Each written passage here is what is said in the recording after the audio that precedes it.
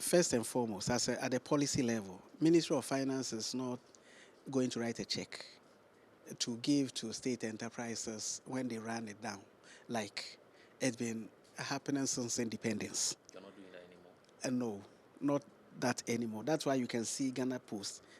I'm praising them for having taken the lead to come out with products and services that meet market needs and generate revenue and generate growth from within, because all of them have asset. When it comes to inefficiency, I'll repeat, you address inefficiencies through training and use of technology. I'll give you an example of. So you don't believe it's a problem of corruption? You don't believe that? Listen, how do you solve problem of corruption? That is, go after them. You know, rule of law. So go after them means that I should spend my energy. One maybe corrupt practice or a customer who has defaulted, I should be spending energy going after customers at court. 173 plus state enterprises. Can that be done? No. We're rolling out measures. We are doing some policies. Equity study, for example, is to look at what we call recommendations. There are state entities that the equity study would recommend for cabinet approval to say, for this entity, invite a strategic investor into it. Because the nature of its business and the nature of capital requirements, state cannot. So invite a strategic investor. There are some that you say, take it to the stock market for listing, because private Ghanaians will be interested holding shares of those companies, and by so doing, inject capital anytime that company needs capital. So some, yes, some will be private, some will be sold off. There are defunct enterprise sitting on assets, and government is using taxpayers' money, paying some security people, and people are demolishing the asset and selling. Something like that you don't hold.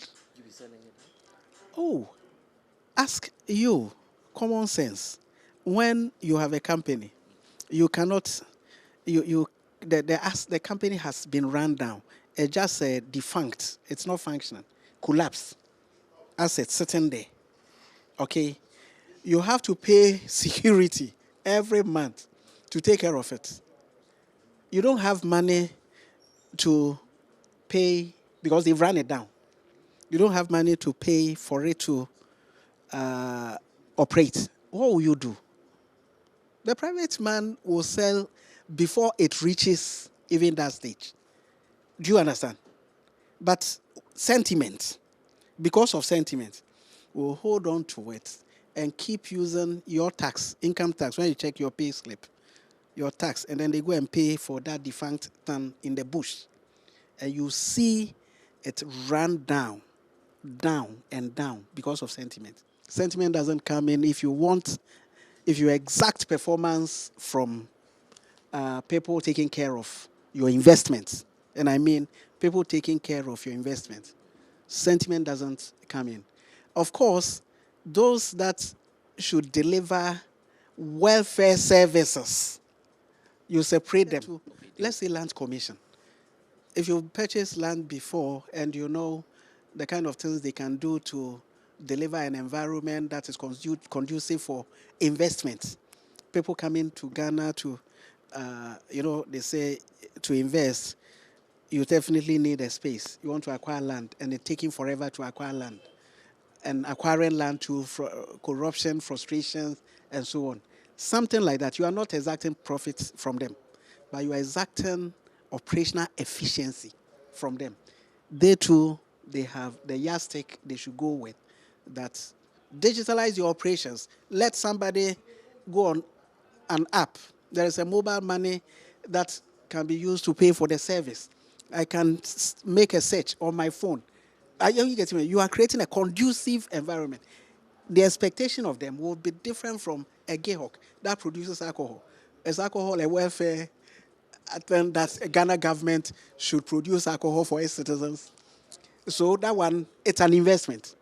So you go with a mindset that is investment driven, and you make sure that the chief executive is encouraged to turn up products that can be exported, that can be marketed. Are you getting me?